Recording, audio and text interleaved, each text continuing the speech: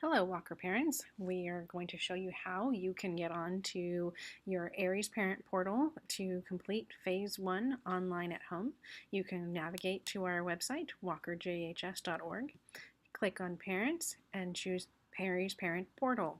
When you do that, this screen will open. It's going to ask for your email address, which you will type in. It should be the email that you used when you originally set up your portal.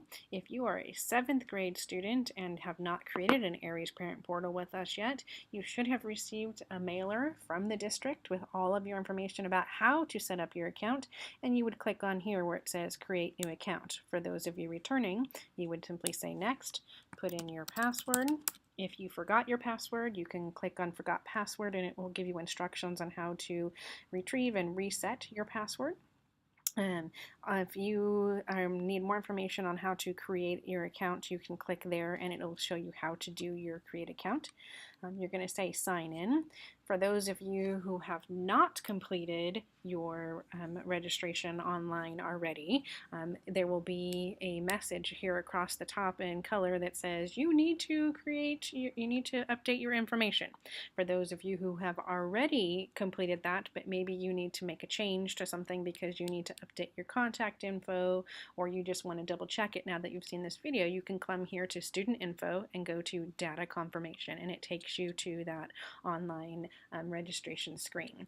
And you'll see online re-enrollment. So you can see that's here. And on the left side here, you'll see all of the tabs. Each one of these tabs must be completed for you to reach this screen where you can print your emergency card / ticket to register. So what you're going to need to do is click on that very first tab. You're going to update that information by checking the boxes as needed. Once you have done that, you can go to the next tab. You're going to look at this screen here and it's going to list your primary phone number. One thing you want to make sure is that this is the phone number where you will receive all of the automated calls from the school. So if you want those calls to go to your cell phone rather than your home, then make sure that you change it to be the number that you want. So that's who's going to receive those phone calls.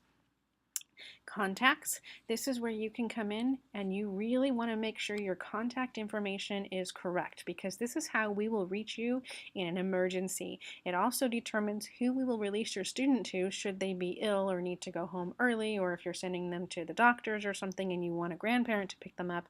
If they are not listed on this page, we will not release your student to them. So you're going to want to go through and make sure that you have all of your contact information correct. You'll also note that the first person listed will be the first person we will contact. That determines the contact order.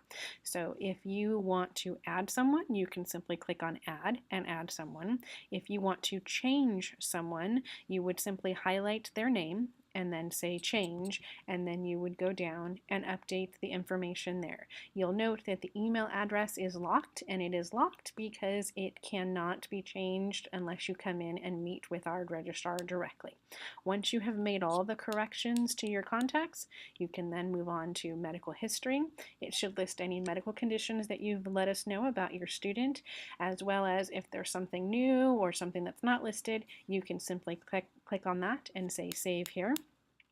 Then you can move on to the Documents tab. For this one, you need to actually click on the documents here, and you'll notice that it's listed in 4 different languages: English, Spanish, Vietnamese, or Korean. Choose the one that you want. Open that document. Once you've read it, you can click on Confirm, and then you can move on to the Authorizations page.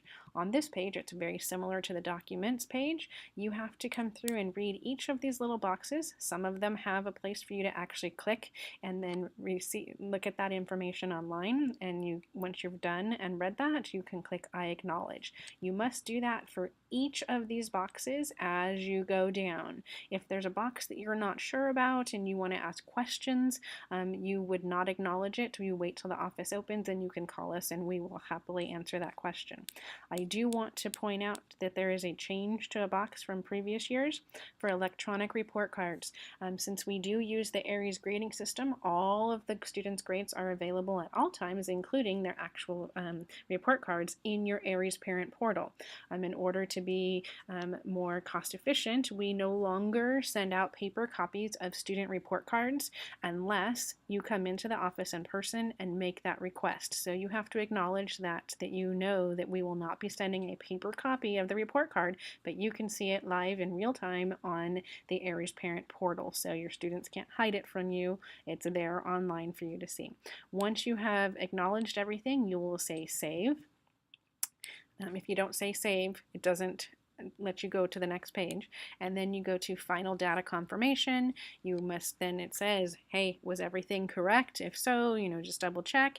And then when you're done, you can click print new emergency card, and that is your ticket to register. That's what you're going to bring with you to registration. Please note that when you click on that, it's going to do a pop-up. So if you have pop-up blocker on, then it's not going to allow you to see this. You can simply say download or view report. If you say download, you'll notice that in Google Chrome that it comes here. Depending on your browser, it could go to a different place. Once you click on that, you can then print it out. So that's how you get to it. If you have done all of this and you forgot, oh my gosh, I forgot to print that out, you can simply come in to that same student info, data confirmation, scroll down to the last tab, and final data confirmation, and click here where it says print new emergency card. And that's all you need to do to complete that registration.